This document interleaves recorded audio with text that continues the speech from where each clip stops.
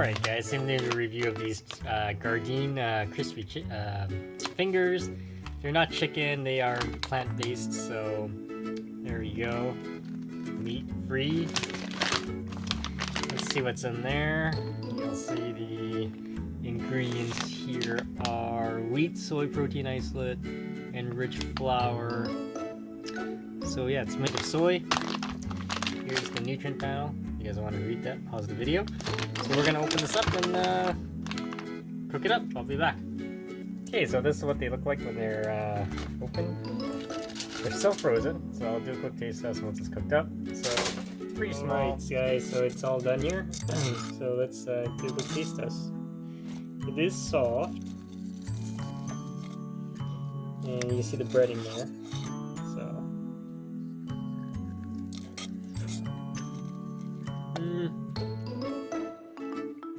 it's got some spices, but the oh, it's got a little kick to it with the spices. It's got like a chili pepper to it, so it's a little spicy.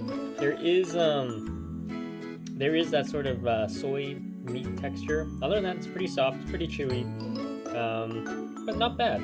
Alright guys, so if you have any questions, comments, please below, subscribe to the channel.